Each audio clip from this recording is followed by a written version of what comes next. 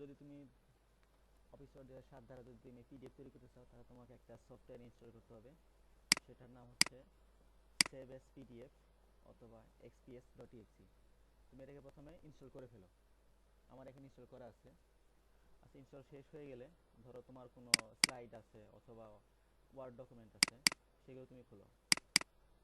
আমার এখানে দেখো রাখছি। আমার এখানে কিছু স্লাইড আছে, যেমন এখানে বলা আছে এই যে stage in the evaluation of the human civilisation, এটা হচ্ছে আমার স্লাইড। খুলে ফেললাম।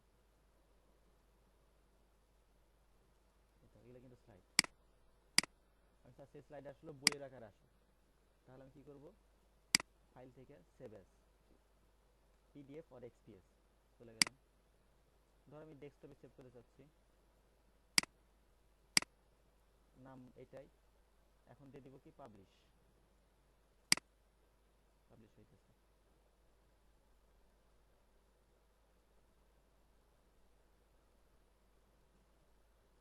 পাবলিশ হয়ে একটা পিডিএফ তৈরি হয়েছে, এবং এটা আমার মানে ডিফল্ট পিডিএফ দিয়ে ওপেন হয়েছে।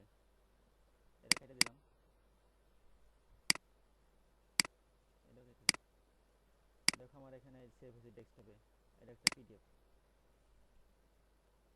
আমি সুন্দর করে পড়তে পারতেছি। আমি সেগুলো জুম ইন জুম আউট সব করতে পারতেছি।